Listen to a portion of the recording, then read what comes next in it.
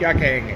سر court کا decision آپ نے سن لیا اور بالکل we as Pakistani I am a civil servant comply court کے آرڈر کو کرنا ہے اور کورٹ نے اس کو سسپینڈ کیا 30 days اکارڈنگلی جو لیگل ہے ہمیں وے وہ اڈاپٹ کیا جائے گا، اس پہ اپیل فائل کی جائے گی، باقی جو فردر اس اپیل پہ ڈیسیژن آئے گا۔ ویسے آپ نے اپنی غلطی تو تسلیم کی تھی عدالت کے سامنے؟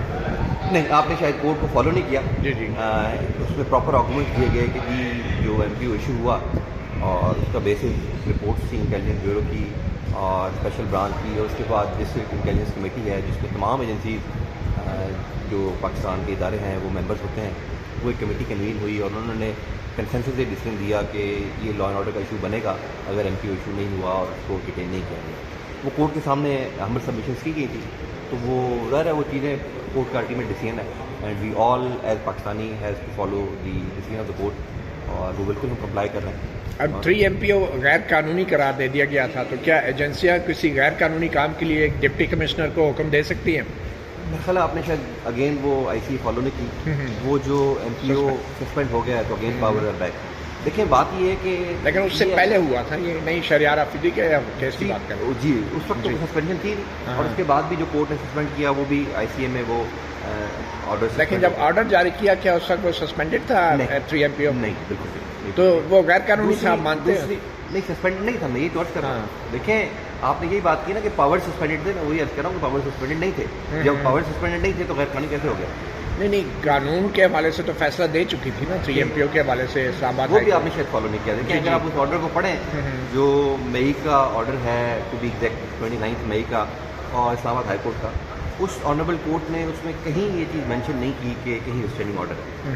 ریسٹریننگ آرڈر ہوتا تو میں نے اگین بات کی کہ ہم سب پہ یہ فرض ہے، لاگو ہے کہ ہم اس کو فالو کریں اور ہمیشہ ان کو فالو کرتے رہیں۔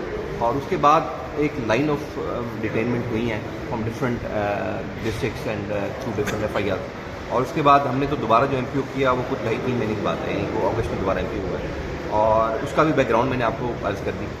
تو جو لیگل چیزیں اویلیبل تھی ہمارے پاس وہ ہم نے اس کو فالو کی ہے، کورٹ میں ہماری سبمیشنز بھی کی گئی، اور آج کورٹ کا ڈیسیژن وہ بھی آپ کے سامنے آپ سارا فالو کرتے رہے ہیں۔ اٹ ہیز بین 7 months وہ جب انیشیٹ ہوئی تھی یہ کنٹمپٹ، اگست میں غالباً ہوئی تھی، اینڈ ٹوڈے از 1 March۔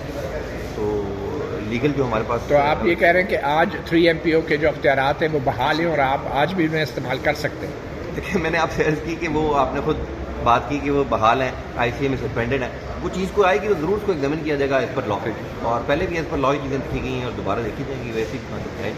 دیکھیں اگین وہی بات ہے کہ ہم ادھر جو کھڑے ہیں تمام گورنمنٹ سرونٹس جو اس ملک میں ہیں وہ، اور تمام سٹیزنز بھی ایون کورٹ کا احترام کرتے ہیں، اور کورٹ کے احترام میں ہی جو ہے وہ ایک جسٹس ہے اور سکسیس ہے سب، اور اسی طرح انشاءاللہ کورٹ کا احترام کیا جائے گا۔ کورٹ کے جو آرڈرز ہوتے ہیں وہ منوم ہم پہلے بھی مانتے رہے ہیں اور بھی انشاءاللہ مانیں گے۔ Thank you. جی میڈم، اپیل تو کر رہے ہیں جی وہ تو ہمارے لیگل رائٹ ہے، وہ تو لیگل رائٹ اگر نہ کی تو پھر 30 دن لیگل رائٹ ہے وہ دینے کا، جو لیگل رائٹ ہے وہ تو انشاءاللہ ویل کیا جائے گا پورا۔ Thank you.